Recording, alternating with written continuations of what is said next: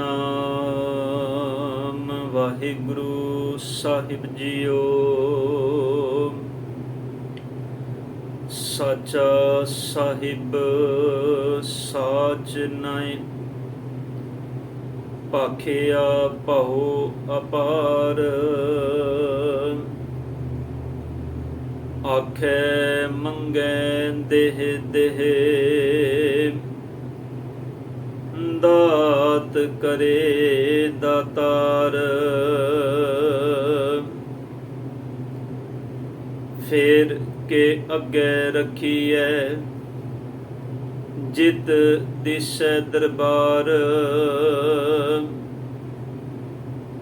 ਮੂੰਹੋਂ ਕੇ ਬੋਲਣ ਬੋਲੀਐ, ਜਿਤ ਸੁਣ ਧਰੇ ਪਿਆਰ। ਅੰਮ੍ਰਿਤ ਵੇਲਾ ਸਚ ਨਾਉ, ਵਡਿਆਈ ਵਿਚਾਰ।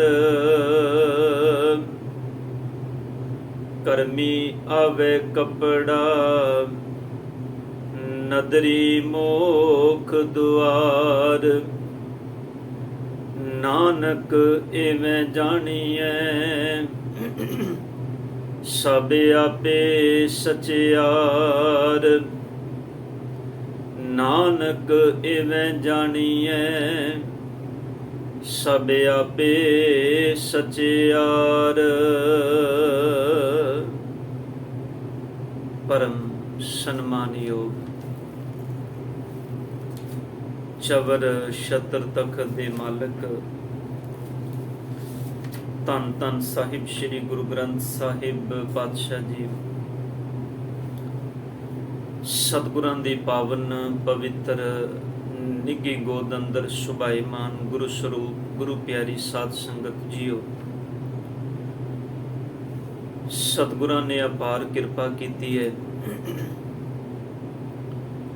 ਇਨ੍ਹਾਂ ਪਾਵਨ ਦੀਵਾਨਾਂ ਦੇ ਵਿੱਚ ਸਤਿਗੁਰਾਂ ਦੀ ਪਾਵਨ ਗੋਦ ਵਿੱਚ ਬੈਠ ਕੇ ਅੰਮ੍ਰਿਤਮਈ ਬਾਣੀ ਦਾ ਕੀਰਤਨ ਬੜੇ ਪਿਆਰ, ਬੜੀ ਭਾਵਨਾ, ਬੜੀ ਸ਼ਰਧਾ ਨਾਲ ਆਪ ਜੀ ਸਰਵਣ ਕਰ ਰਹੇ ਸੋ। ਆਓ ਸਾਧ ਸੰਗਤ ਸਹਿਬ ਧੰਨ ਗੁਰੂ ਨਾਨਕ ਦੇਵ ਪਾਤਸ਼ਾਹ ਜੀ ਸਤਿਗੁਰਾਂ ਦੀ ਮੁਬਾਰਕ ਰਚਨਾ ਤੋਂ ਉਚਾਰਨ ਕੀਤੀ ਅੰਮ੍ਰਿਤਮਈ ਬਾਣੀ, ਜਪ ਬਾਣੀ ਦੀ ਵਿਚਾਰ ਆਪ ਇਹਨਾਂ ਪਾਵਨ ਦੀਵਾਨਾਂ ਵਿੱਚ ਸਰਵਣ ਕਰ ਰਹੇ ਹੋ। ਅੰਮ੍ਰਿਤਮਈ ਬਾਣੀ ਦੇ ਅੰਦਰੋਂ ਚੌਥੀ ਪੌੜੀ ਦਾ ਪਾਠ ਆਪ ਜੀ ਨੇ ਬੜੇ ਪਿਆਰ, ਬੜੀ ਭਾਵਨਾ ਔਰ ਬੜੇ ਇਕਾਗਰਤਾ ਦੇ ਨਾਲ ਸਰਵਣ ਕੀਤਾ ਹੈ। ਆਓ ਇਹਨਾਂ ਅੰਮ੍ਰਿਤ ਬਚਨਾਂ ਨੂੰ ਸਾਹਿਬਾਂ ਦੀ ਪਾਵਨ ਬਾਣੀ ਦੇ ਵਿੱਚੋਂ ਸਤਿਗੁਰਾਂ ਦੇ ਇਸ ਪਾਵਨ ਉਪਦੇਸ਼ ਨੂੰ ਆਪਾਂ ਰਲ ਮਿਲ ਕੇ ਸਮਝਣ ਦਾ ਯਤਨ ਕਰਨਾ ਹੈ। ਆਪ ਜਿਤਨੇ ਤਨ ਗੁਰੂ ਦੀ ਹਜ਼ੂਰੀ ਵਿੱਚ ਜੁੜ ਬੈਠੇ ਹੋ, ਕਰੋ ਕਿਰਪਾ, ਸਾਹਿਬਾਂ ਦੀ ਬਖਸ਼ੀ ਹੋਈ ਫਤਿਹ ਪ੍ਰਵਾਨ ਕਰੋ। ਦੇਹੋ ਅਸੀਸ ਜੀ। ਵਾਹਿਗੁਰੂ ਜੀ ਕਾ ਖਾਲਸਾ, ਵਾਹਿਗੁਰੂ ਜੀ ਕੀ ਫਤਿਹ। ਧੰਨ ਧੰਨ ਗੁਰੂ ਨਾਨਕ ਦੇਵ ਪਾਤਸ਼ਾਹ ਜੀ ਸਤਿਗੁਰਾਂ ਨੇ ਕਿਰਪਾ ਕੀਤੀ ਹੈ। ਇਸ ਪਾਵਨ ਅੰਮ੍ਰਿਤ ਬਾਣੀ ਦੇ ਅੰਦਰ ਮਨੁੱਖੀ ਜੀਵਨ ਦਾ ਆਧਾਰ ਪਰਿਪੂਰਨ ਪਰਮਾਤਮਾ ਦੇ ਹੁਕਮ ਦੇ ਵਿੱਚ ਜੀਵਨ ਜਿਉਣਾ ਔਰ ਸਤਿਗੁਰ ਦੇ ਅੰਮ੍ਰਿਤ ਨਾਮ ਨੂੰ, ਅੰਮ੍ਰਿਤ ਗੁਣਾਂ ਨੂੰ ਆਪਣੇ ਜੀਵਨ ਦਾ ਆਧਾਰ ਬਣਾ ਕੇ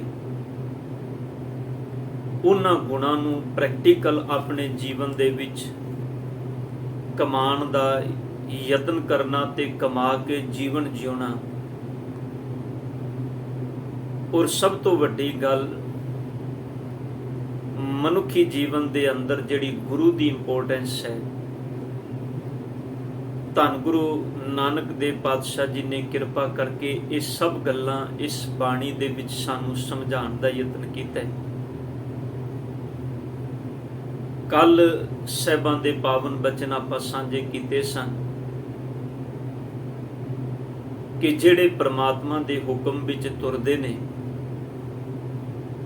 ਜਿਨ੍ਹਾਂ ਨੇ ਕਰਤੇ ਦੇ ਹੁਕਮ ਨੂੰ ਕਿਤੇ ਥੋੜਾ ਬਹੁਤ ਆਪਣੇ ਜੀਵਨ ਵਿੱਚ ਸਮਝੇ,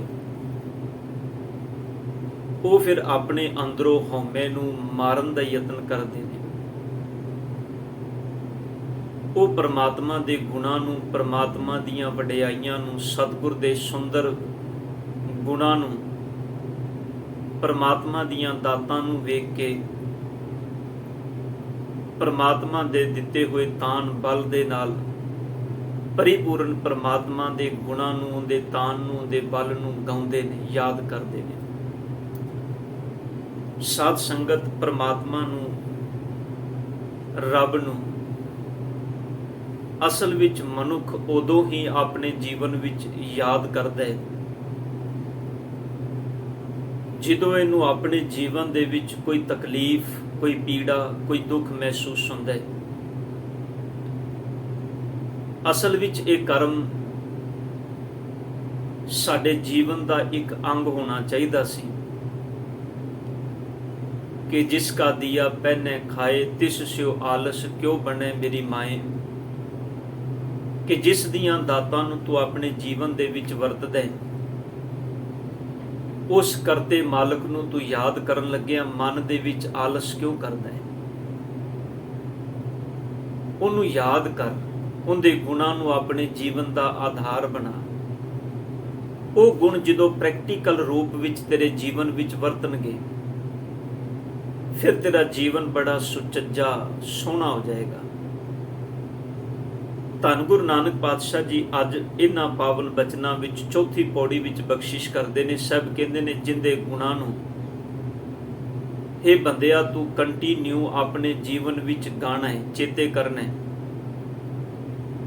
ਜਿਹੜੇ ਉਹਦੇ ਗੁਣਾਂ ਨੂੰ ਗਾਉਂਦੇ ਨੇ, ਭਾਵੇਂ ਉਹਦੀਆਂ ਦਾਤਾਂ ਦੇ ਵਿੱਚੋਂ ਉਹਦੀ ਨਿਸ਼ਾਨੀ, ਦਾਤ ਨੂੰ ਨਿਸ਼ਾਨੀ ਸਮਝ ਕੇ ਗਾਣ, ਭਾਵੇਂ ਉਹਦੀਆਂ ਸੋਹਣੀਆਂ ਵਡਿਆਈਆਂ ਸੰਸਾਰ ਵਿੱਚ ਵੇਖ ਕੇ ਉਹਨੂੰ ਗਾਣ, ਭਾਵੇਂ ਉਹਦੇ ਸੰਸਾਰ ਵਿੱਚ ਵਰਤ ਰਹੇ ਬਲ ਨੂੰ ਵੇਖ ਕੇ ਉਹਨੂੰ ਗਾਣ।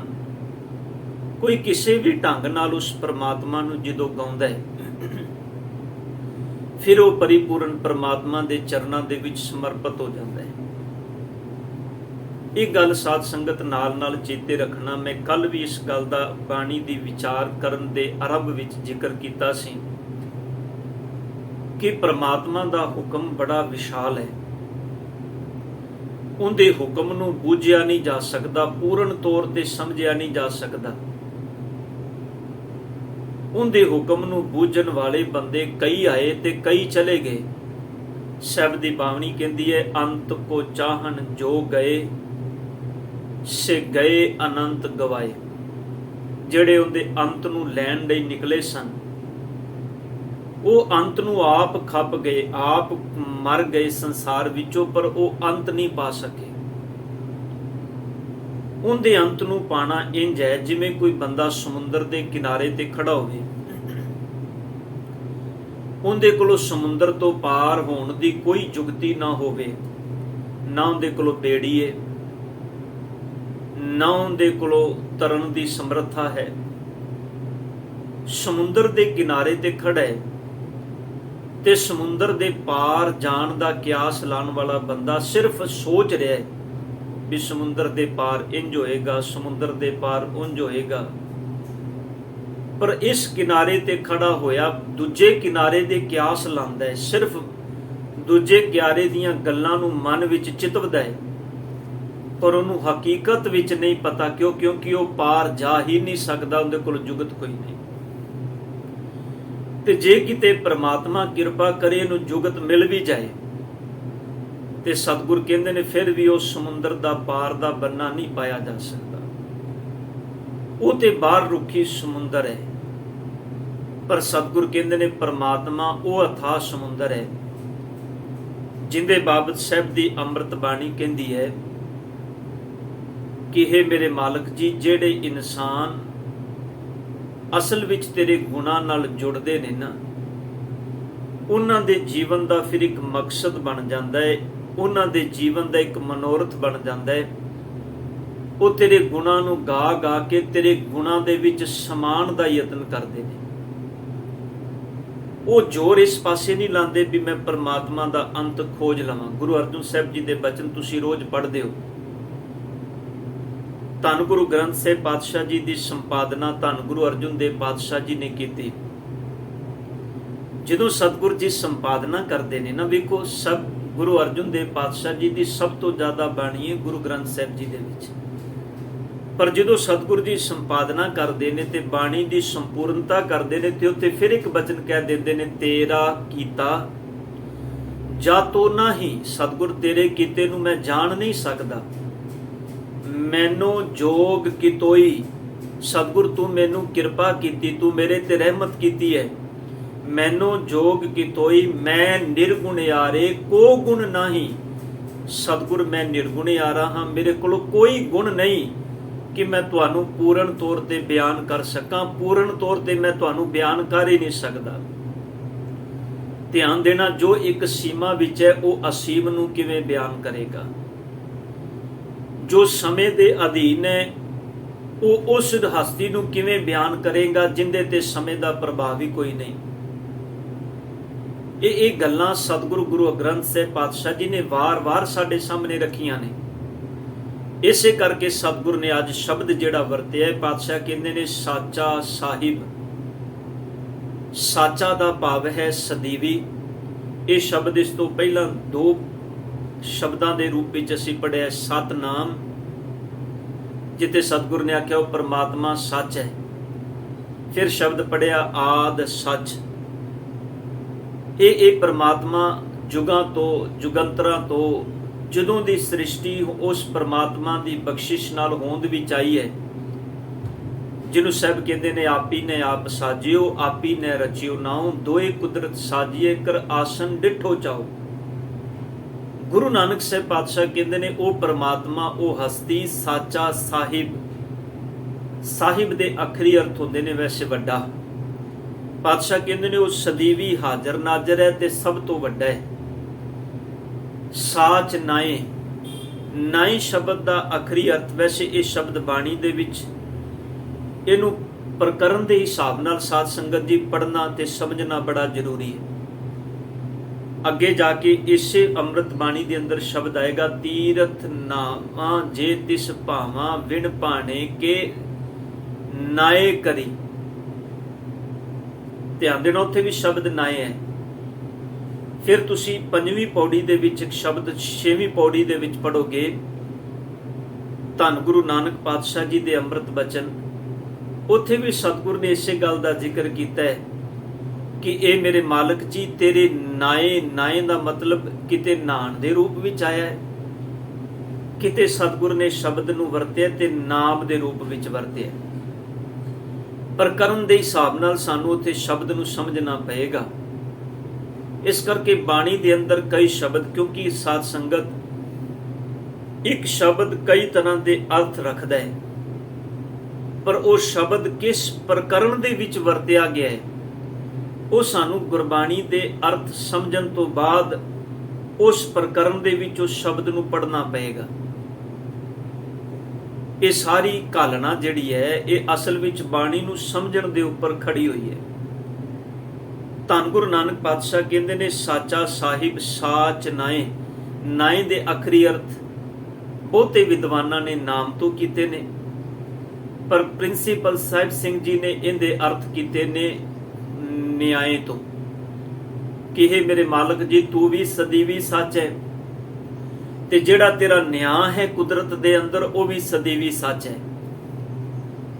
हे ਮੇਰੇ ਮਾਲਕ ਜੀ ਤੇਰੇ ਉੱਤੇ ਕਿਸੇ ਵੱਡੇ ਛੋਟੇ ਦਾ ਕੋਈ ਪ੍ਰਭਾਵ ਨਹੀਂ, ਤੇ ਜਿਹੜਾ ਨਿਆਂ ਤੂੰ ਆਪਣੀ ਕੁਦਰਤ ਦੇ ਵਿੱਚ ਕਰਦਾ ਹੈ, ਤੂੰ ਨਿਆਂ ਇਸ ਕਰਕੇ ਨਹੀਂ ਕਰਦਾ ਵੀ ਇਹ ਬੰਦਾ ਬਹੁਤ ਵੱਡਾ ਹੈ ਤੇ ਇਹ ਨਿਆਂ ਇਹਦੇ ਹੱਕ ਵਿੱਚ ਹੋ ਜਾਏ, ਇਹ ਇਨਸਾਨ ਬਹੁਤ ਛੋਟਾ ਹੈ ਤੇ ਨਿਆਂ ਇਹਦੇ ਹੱਕ ਵਿੱਚ ਨਾ ਹੋਵੇ। ਜਿਵੇਂ ਦੁਨਿਆਵੀ ਤਲ ਤੇ ਸਾਧ ਸੰਗਤ ਅਦਾਲਤਾਂ ਦੇ ਵਿੱਚ ਬਹੁਤ ਕੁਝ ਐਸਾ ਹੁੰਦਾ ਹੈ ਜਿੱਥੇ ਸਬੂਤ ਖਰੀਦੇ ਵੀ ਜਾਂਦੇ ਨੇ, ਜਿੱਥੇ ਝੂਠੀਆਂ ਗਵਾਹੀਆਂ ਦੇ ਕੇ ਪਾਪ ਕਰਨ ਵਾਲੇ ਨੂੰ, ਕ੍ਰਾਈਮ ਕਰਨ ਵਾਲੇ ਨੂੰ ਆਜ਼ਾਦ ਵੀ ਕਰ ਦਿੱਤਾ ਜਾਂਦਾ ਹੈ, ਜਿੱਥੇ ਮਾਇਆ ਦਾ ਪ੍ਰਭਾਵ ਬਹੁਤ ਵਰਤਦਾ ਹੈ। ਉੱਚੀ ਕੁਰਸੀ ਤੇ ਬੈਠੇ ਹੋਏ ਨੂੰ ਮਾਇਆ ਦੇ ਪ੍ਰਭਾਵ ਵਿੱਚ ਲਿਆ ਕੇ ਤੁਸੀਂ ਆਪਣੇ ਹੱਕ ਵਿੱਚ ਗੱਲ ਪੁਗਾ ਸਕਦੇ ਹੋ। ਪਰ ਧੰਨ ਗੁਰੂ ਨਾਨਕ ਸਾਹਿਬ ਪਾਤਸ਼ਾਹ ਕਹਿੰਦੇ ਨੇ ਜਿਹੜਾ ਕਰਤੇ ਦਾ ਨਿਆਂ ਹੈ ਉਹ ਸਦੀਵੀ ਹੈ। ਉਹ ਨਿਆਂ ਇਸ ਗੱਲ ਦੇ ਉੱਪਰ ਨਹੀਂ ਟਿਕਿਆ ਹੋਇਆ ਕਿ ਇਨਸਾਨ ਦੀ ਹਸਤੀ ਸੰਸਾਰ ਵਿੱਚ ਕੈਸੀ ਹੈ। ਉਹ ਨਿਆਂ ਬੰਦੇ ਦੇ ਕੀਤੇ ਹੋਏ ਕਰਮਾਂ ਦੇ ਅਨੁਸਾਰ ਹੋਣਾ ਹੈ, ਜਿਹਨੂੰ ਪਾਤਸ਼ਾਹ ਬਾਣੀ ਵਿੱਚ ਕਹਿੰਦੇ ਨੇ ਤੱਦੈ ਦੋਸ਼ ਨਾ ਦਿਓ ਕਿਸੇ ਦੋਸ਼ ਕਰਮਾਂ ਆਪਣਿਆਂ, ਜੋ ਮੈਂ ਕੀਆ ਸੋ ਮੈਂ ਪਾਇਆ ਦੋਸ਼ ਨਾ ਦੀਜੈ ਅਵਰ ਜਨਾ। ਜਿਹਨੂੰ ਸਾਹਿਬ ਕਹਿੰਦੇ ਨੇ ਕਰਮ ਧਰਤੀ ਸਰੀਰ ਜੁਗ ਅੰਤਰ, ਜੋ ਬੀਜੈ ਸੋ ਖਾਤ। ਇਹ ਕੁਦਰਤ ਦਾ ਨਿਆਂ ਹੈ। ਧਰਤੀ ਦੇ ਵਿੱਚ ਜੋ ਬੀਜਿਆ ਜਾਂਦਾ ਹੈ ਧਰਤੀ ਦੇ ਵਿੱਚੋਂ ਉਹੀ ਕੁਝ ਪ੍ਰਾਪਤ ਹੁੰਦਾ ਹੈ। ਫਰੀਦਾ ਲੋੜੈ ਦਾਖ ਬੀਜੁਰੀਆਂ, ਕਿੱਕਰ ਬੀਜੈ ਜੱਟ, ਹੰਡੈ ਉਨ ਕਤਾਇਂਦਾ ਪੈਂਦਾ ਲੋੜੈ ਪੱਟ। ਐਸਾ ਨਹੀਂ ਹੈ ਵੀ ਬੰਦਾ, ਬਾਬਾ ਫਰੀਦ ਸਾਹਿਬ ਕਹਿੰਦੇ ਨੇ ਧਰਤੀ ਦੇ ਵਿੱਚ ਬੀਜ ਦੇ ਕਿੱਕਰ, ਤੇ ਜਦੋਂ ਉਹ ਬੀਜ ਧਰਤੀ ਦੇ ਵਿੱਚੋਂ ਨਿਕਲੇ ਹੁਣ ਉਹ ਕਿੱਕਰ ਦੇ ਉੱਤੇ ਤੇ ਕੰਡੇ ਲੱਗਣਗੇ। ਹੁਣ ਕਿੱਕਰ ਦੇ ਉੱਤੇ ਜਦੋਂ ਕੰਡੇ ਲੱਗੇ, ਹੁਣ ਉਹਨਾਂ ਕੰਡਿਆਂ ਨੂੰ ਵੇਖ ਕੇ ਕਹਿੰਦਾ ਇਹ ਕਿੱਕਰ ਦੇ ਉੱਪਰ ਕੰਡੇ ਨਹੀਂ, ਇਸ ਕਿੱਕਰ ਦੇ ਉੱਪਰ ਦਾਖਾਂ ਲੱਗਣੀਆਂ ਚਾਹੀਦੀਆਂ ਨੇ, ਕਿਸ਼ਮਿਸ਼ ਲੱਗਣੇ ਚਾਹੀਦੇ ਨੇ। ਹੁਣ ਸਤਿਗੁਰ ਕਹਿੰਦੇ ਨੇ ਅਸਲ ਵਿੱਚ ਉਸ ਧਰਤੀ ਦਾ ਨਿਆਂ ਹੈ। ਧਰਤੀ ਦੇ ਵਿੱਚ ਜੋ ਬੀਜੋਗੇ ਧਰਤੀ ਨੇ ਤੁਹਾਨੂੰ ਉਹ ਫਲ ਦੇਣਾ ਹੈ। ਧੰਨ ਗੁਰੂ ਨਾਨਕ ਸਾਹਿਬ ਕਹਿੰਦੇ ਨੇ ਇਸੇ ਤਰ੍ਹਾਂ ਪ੍ਰਮਾਤਮਾ ਦੀ ਕੁਦਰਤ ਦਾ ਨਿਆਂ ਹੈ, ਉਹ ਸੱਚਾ ਹੈ। ਉਹਦੀ ਕੁਦਰਤ ਦੇ ਵਿੱਚ ਸੱਚ ਜਿਹੜਾ ਸਰੋਪਰੀ ਹੈ। ਗੁਰੂ ਅਮਰਦਾਸ ਪਾਤਸ਼ਾਹ ਜੀ ਨੂੰ ਪੁੱਛਿਆ, ਮੇਰੇ ਸਤਿਗੁਰ ਜੀ, ਜਿਹੜੀਆਂ ਜੀਵ ਇਸਤਰੀਆਂ ਸਤਿਗੁਰ ਸੱਚੇ ਨਾਮ ਨਾਲ ਜੁੜ ਜਾਂਦੀਆਂ ਨੇ, ਜਿਨ੍ਹਾਂ ਨੂੰ ਤੁਸੀਂ ਵਾਰ-ਵਾਰ ਬਾਣੀ ਦੇ ਵਿੱਚ ਕਹਿੰਦੇ ਹੋ ਸੁਹਾਗਣ, ਸੁਹਾਗਣ ਦਾ ਬਾਣੀ ਵਿੱਚ ਅਰਥ ਹੈ ਪਰਮਾਤਮਾ ਦੇ ਨਾਮ ਨਾਲ ਜੁੜੀ ਹੋਈ ਜੀਵ ਇਸਤਰੀ। ਸਤਿਗੁਰ ਜੀ ਉਹ ਜਿਹੜੀ ਰੱਬ ਦੇ ਨਾਮ ਨਾਲ ਜੁੜੀ ਹੋਈ ਜੀਵ ਇਸਤਰੀ ਹੈ, ਉਹਦਾ ਚਿੰਨ੍ਹ ਕੀ ਹੈ? ਤੇ ਗੁਰੂ ਅਮਰਦਾਸ ਪਾਤਸ਼ਾਹ ਜੀ ਕਹਿੰਦੇ ਨੇ ਅੰਦਰ ਸੱਚ, ਮੁਖ ਉਜਲਾ।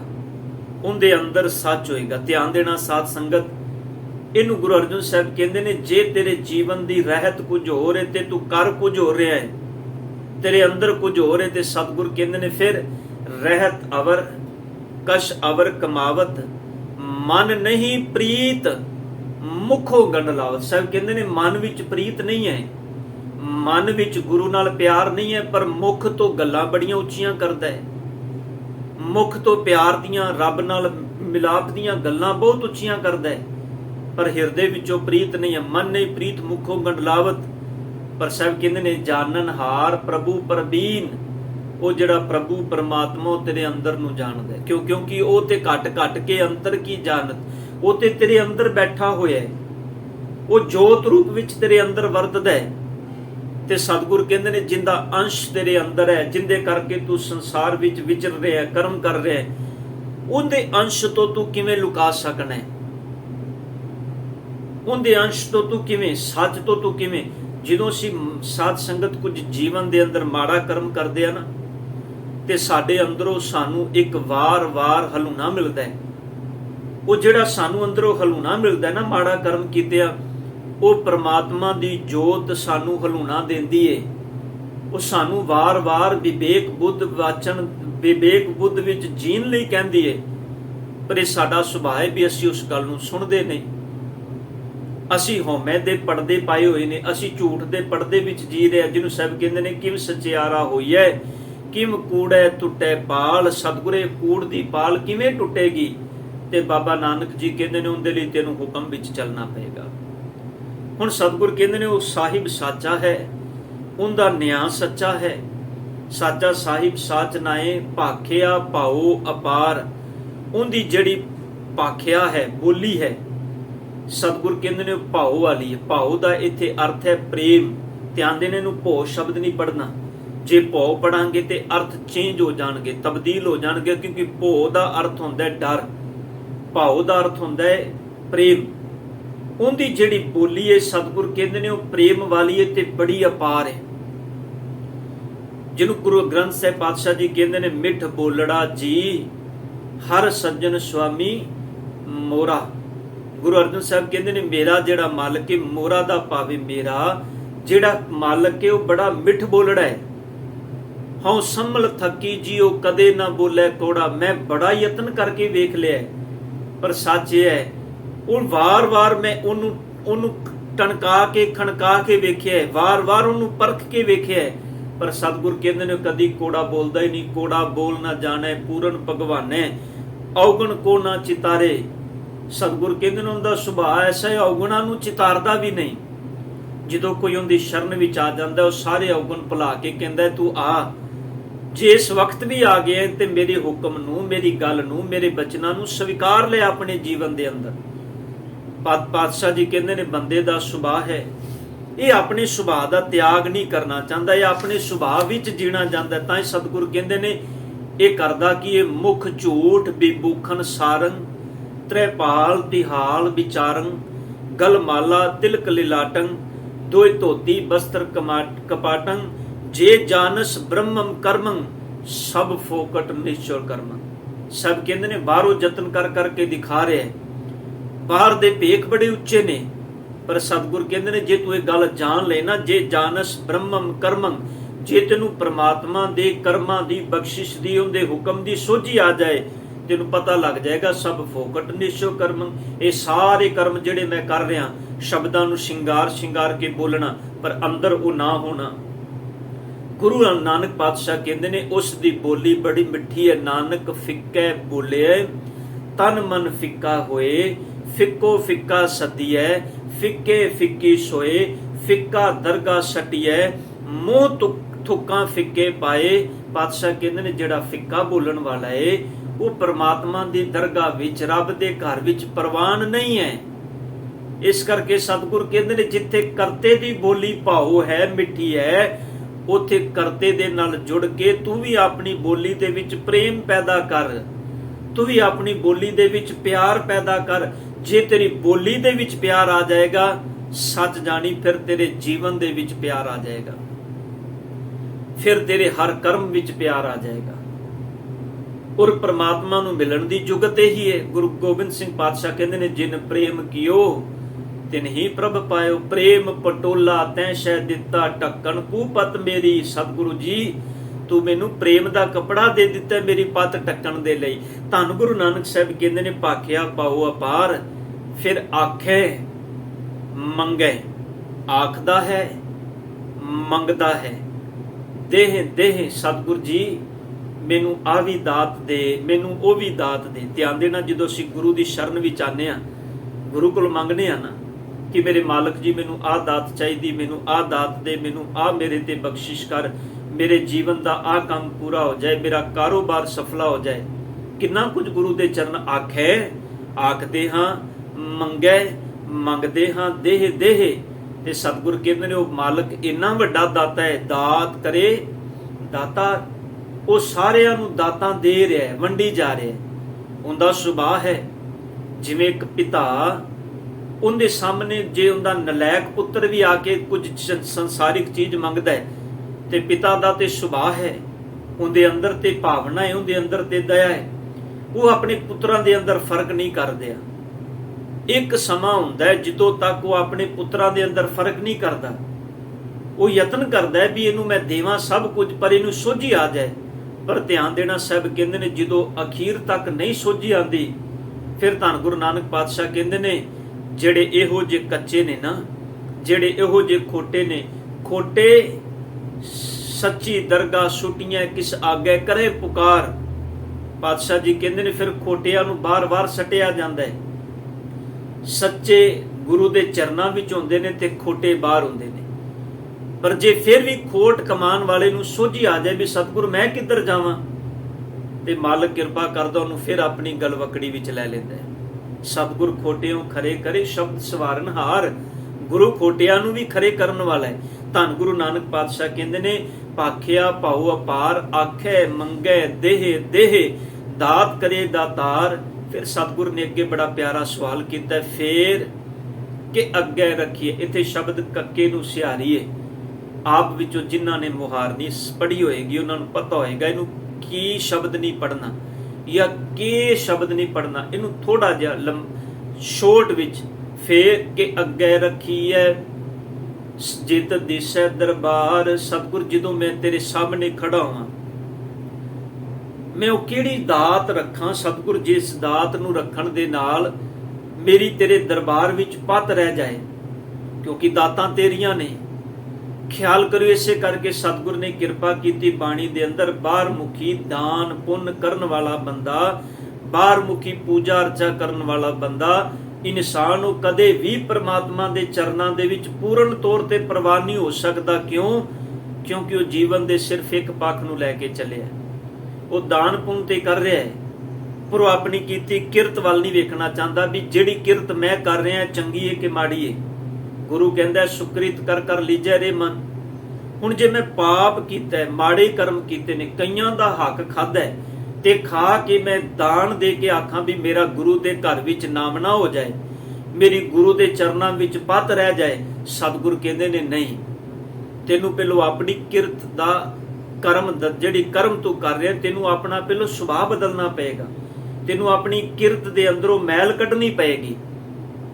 ਫਿਰ ਤੇਰੀ ਕਿਰਤ ਦੇ ਅੰਦਰੋਂ ਜਦੋਂ ਮੈਲ ਨਿਕਲ ਜਾਏਗੀ, ਫਿਰ ਤੂੰ ਸ਼ੁੱਧ ਹੋ ਜਾਏਗਾ, ਤੈਨੂੰ ਗੁਰੂ ਦੇ ਚਰਨਾਂ ਵਿੱਚ ਥਾਂ ਮਿਲ ਜਾਏਗੀ।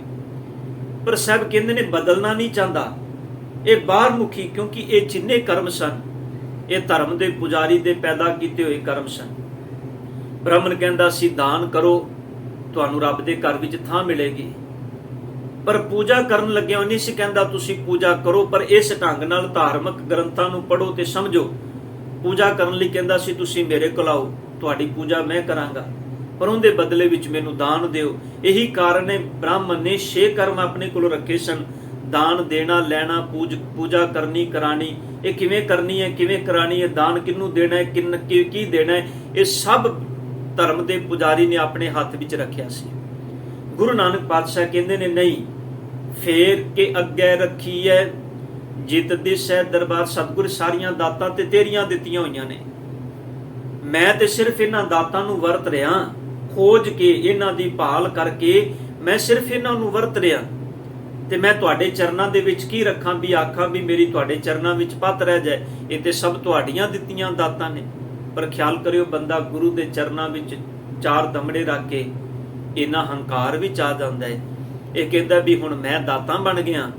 ਇਹੀ ਕਾਰਨ ਹੈ ਗੁਰੂ ਘਰਾਂ ਦੇ ਅੰਦਰ ਦਿੱਤੀਆਂ ਹੋਈਆਂ ਚੀਜ਼ਾਂ ਤੇ ਵੀ ਬੰਦਾ ਆਪਣਾ ਨਾਮ ਲਿਖਣਾ ਚਾਹੁੰਦਾ ਹੈ।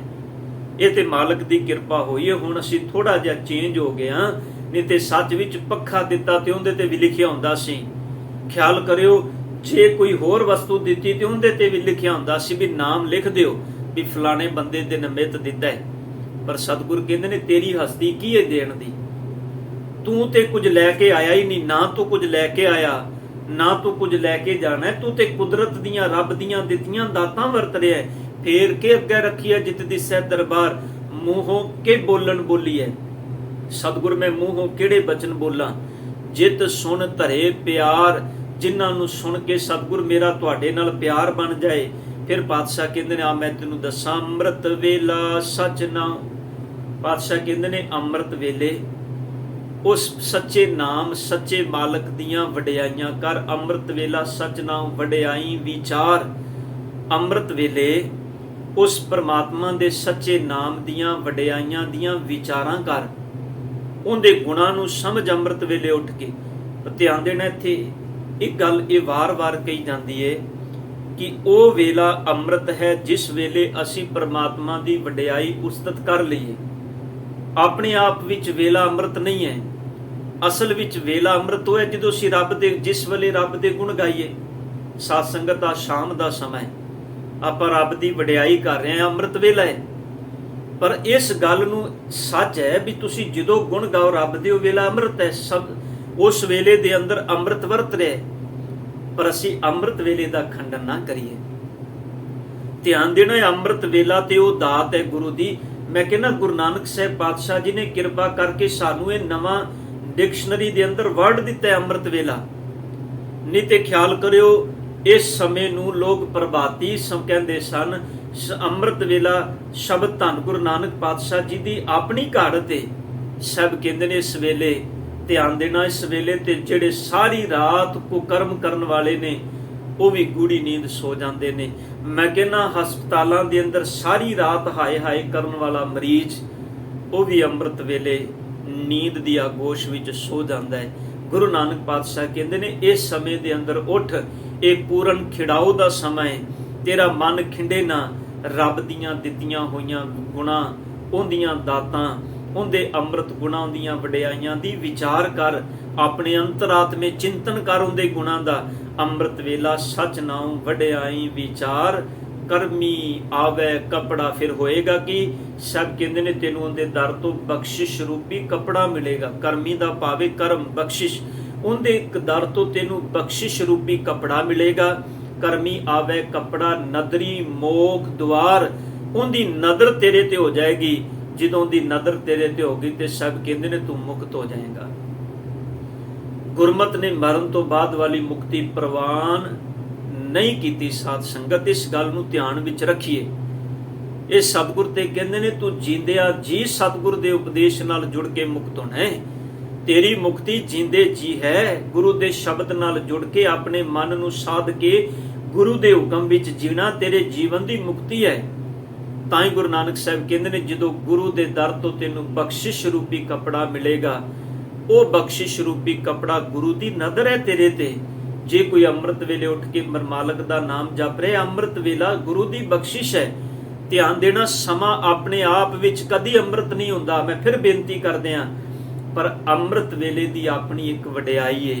ਸਾਧ ਸੰਗਤ, ਅੰਮ੍ਰਿਤ ਵੇਲੇ ਪਰਮਾਤਮਾ ਦੇ ਦਰ ਦਾ ਪੂਰਨ ਖਿੜਾਓ ਹੈ। ਮੇਰੇ ਸਤਿਗੁਰ ਕੀ ਬਾਣੀ ਵਿੱਚੋਂ ਤੁਸੀਂ ਬਚਨ ਪੜੋ। ਬਾਬਾ ਫਰੀਦ ਸਾਹਿਬ ਕਹਿੰਦੇ ਨੇ, ਫਰੀਦਾ ਪਿਛਲ ਰਾਤ ਨਾ ਜਾਗਿਓ। ਪਿਛਲ ਰਾਤ ਅੰਮ੍ਰਿਤ ਵੇਲੇ ਤੂੰ ਜਾਗਿਆ ਨਹੀਂ, ਤੂੰ ਰੱਬ ਦੀ ਇਬਾਦਤ ਕਰਨੀ ਉੱਠਿਆ ਨਹੀਂ। ਪਿਛਲ ਰਾਤ ਨਾ ਜਾਗਿਓ, ਜੀ ਵੰਦੜੋ ਮੋਇਓ। ਬਾਬਾ ਜੀ ਕਹਿੰਦੇ ਨੇ, ਭਲਿਆ ਤੂੰ ਜੀਂਦਿਆਂ ਜੀ ਮਰਿਆ ਪਿਆ, ਮਰਿਆਂ ਦੇ ਤੋਲੇ ਉੱਠ, ਪਰਮਾਤਮਾ ਦੀ ਬੰਦਗੀ ਕਰ। ਜੇ ਤੂੰ ਰੱਬ ਨੂੰ ਵਿਸਾਰ ਦਿੱਤਾ ਏ ਤੇ ਰੱਬ ਨੂੰ ਵਿਸਾਰਨ ਵਾਲਿਆ, ਰੱਬ ਤੈਨੂੰ ਵਿਸਾਰ ਕੇ ਨਹੀਂ ਬੈਠਾ। ਉਹ ਤੈਨੂੰ ਸੁੱਤੇ ਹੋਏ ਨੂੰ, ਗਫਲਤ ਦੀ ਨੀਂਦ ਵਿੱਚ ਪਏ ਹੋਏ ਨੂੰ ਵੀ ਅੰਦਰੋਂ ਤੇਰੇ ਸਵਾਸ ਚਲਾ ਰਿਹਾ ਹੈ। ਉਹਦਾ ਸ਼ੁਕਰ ਕਰ ਅੰਮ੍ਰਿਤ ਵੇਲੇ ਉੱਠ ਕੇ। ਤਾਂ ਹੀ ਬਾਬਾ ਫਰੀਦ ਸਾਹਿਬ ਨੇ, ਉੱਠ ਫਰੀਦਾ ਉਜੂ ਸਾਜ ਸੁਬਹ ਨਿਵਾਜ ਗੁਜ਼ਾਰ, ਜੋ ਸਿਰ ਸਾਈ ਨਾ ਨਿਵੇਂ ਸੋ ਸਿਰ ਕਾਪ ਉਤਾਰ। ਪਾਤਸ਼ਾਹ ਕਹਿੰਦੇ ਨੇ ਅੰਮ੍ਰਿਤ ਵੇਲਾ ਸਚ ਨਾਉ ਵਡਿਆਈ ਵਿਚਾਰ, ਕਰਮੀ ਆਵੇ ਕਪੜਾ ਨਦਰੀ ਮੋਖ ਦੁਆਰ। ਨਾਨਕ ਇਹ ਮੈਂ ਜਾਣੀ, ਇਹਨੂੰ ਐਵੇਂ ਨਹੀਂ ਪੜਨਾ, ਐੜੇ ਤੇ ਦੁਲਾਵਾਂ ਲਾ ਕੇ, ਬੱਬੇ ਤੇ ਦੁਲਾਵਾਂ ਲਾ ਕੇ ਨਹੀਂ ਪੜਨਾ। ਈੜੀ ਦੇ ਉੱਤੇ ਇਹ ਲਾ ਹੈ ਤੇ ਅੱਗੇ ਵਾਵੇ ਦੇ ਉੱਤੇ ਦੁਲਾਵਾਂ ਨੇ। ਇਹ ਮੈਂ ਜਾਣੀ ਹੈ ਇਸ ਢੰਗ ਦੇ ਨਾਲ। हे ਨਾਨਕ ਜੀ, ਜਦੋਂ ਗੁਰੂ ਦੀ ਦਿੱਤੀ ਇਸ ਜੁਗਤ ਨੂੰ ਜੀਵਨ ਵਿੱਚ ਸਮਝ ਲਏਗਾ, ਨਾਨਕ ਇਵੇਂ ਜਾਣੀਏ ਸਭ ਆਪੇ ਸਚਿਆਰ, ਕਿ ਸਭ ਪਾਸੇ ਉਹ ਕਰਤਾ ਸਚਿਆਰ, ਉਹ ਮਾਲਕ ਆਪ ਵਰਤ ਰਿਹਾ ਹੈ। ਪਰ ਸਤਿਗੁਰ ਕਹਿੰਦੇ ਨੇ ਬਸ ਆਹ ਜੁਗਤ ਹੈ, ਇਸ ਜੁਗਤ ਦੇ ਨਾਲ ਤੂੰ ਸਮਝ ਸਕਣਾ। ਨਾਨਕ ਇਵੇਂ ਜਾਣੀਏ ਸਭ ਆਪੇ ਸਚਿਆਰ, ਕਿ ਸਭ ਪਾਸੇ ਉਹ ਸਚਿਆਰ ਆਪ ਹੀ ਹੈ। ਉਹਦੀ ਹੋਂਦ ਹਰ ਪਾਸੇ ਹੈ। ਪਾਤਸ਼ਾਹ ਕਹਿੰਦੇ ਨੇ ਉਹ ਸੱਚਾ ਹੈ। ਸਮੇਂ ਦਾ ਪ੍ਰਭਾਵ ਮੇਰੇ ਤੁਹਾਡੇ ਉੱਤੇ ਹੈ। ਜੋਬ ਜਿਉ ਸੋ ਬਿਨਸ ਹੈ ਪਰੋਂ ਆਜ ਕੇ ਕਾਲ, ਨਾਨਕ ਹਰ ਗੁਣ ਗਾਏ ਲੈ ਛਾੜ ਸਗਲ ਜੰਜਾਲ। ਸਮੇਂ ਦਾ ਪ੍ਰਭਾਵ ਸਾਡੇ ਉੱਪਰ ਹੈ, ਪਰ ਸਤਿਗੁਰ ਕਹਿੰਦੇ ਨੇ ਉਹ ਸਮੇਂ ਦੇ ਅਧੀਨ ਨਹੀਂ। ਉਹਦੀ ਬੋਲੀ ਪਿਆਰ ਹੈ। ਉਹਦੇ ਚਰਨਾਂ ਦੇ ਵਿੱਚ ਜੁੜਨ ਲਈ ਤੈਨੂੰ ਸੰਸਾਰ ਦੀਆਂ ਦਾਤਾਂ ਰੱਖ ਕੇ ਤੂੰ ਆਖੇ ਤੇ ਮੈਂ ਜੁੜ ਜਾਵਾਂ, ਇਹ ਦਾਤਾਂ ਤੇ ਉਹਦੀਆਂ ਦਿੱਤੀਆਂ ਨੇ। ਸਭ ਕਹਿੰਦੇ ਨੇ ਕਰਮ ਕਰ।